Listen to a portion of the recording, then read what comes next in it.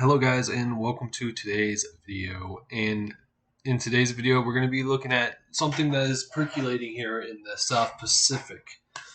So now that the Northern Hemisphere season is pretty much over, now we're going to be looking at the Southern Hemisphere between now and the time the Northern Hemisphere season starts around May or June. So what we're looking at here is Invest 99P. It is located at 11.0 south, 178.2 east. Max sustained winds are 15 knots or 20 miles an hour. Minimal sensor pressure is 1,004 millibars.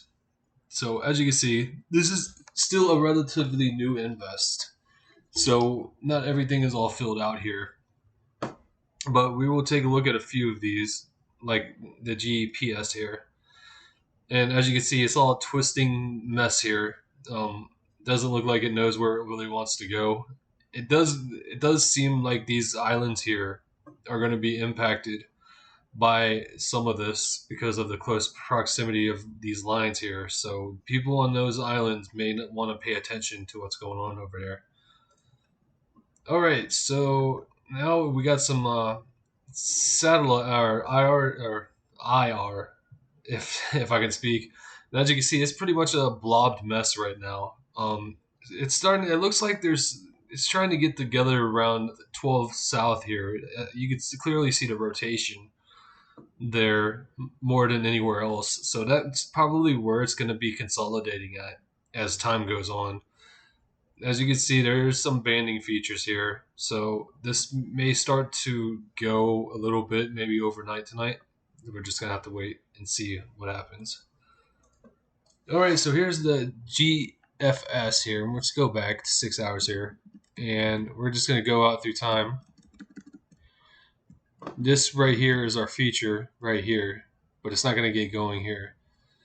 So what we have here is 97% relative humidity, which is pretty good enough for tropical cyclone development. The only thing that's not really ideal here is this 19 knots of shear. So that's gotta go down before we have any significant intensifications here. So we're gonna go to 48 hours, and as you can see here, it's trying to come together a little bit. 8 knots of shear and 95% relative humidity. So this is all good to go here as we go out through time. 72 hours. Here we go. Now the shear is back up to 19 knots of shear, so this is not good again. But the relative humidity is about 93%, 96, and now it's starting to really come together here. As you can see, the 9% or not 9 knots of shear here, so the shear has gone down again pretty nicely, but the relative humidity has gone down by 20 or more percent. So we'll see how that plays out later.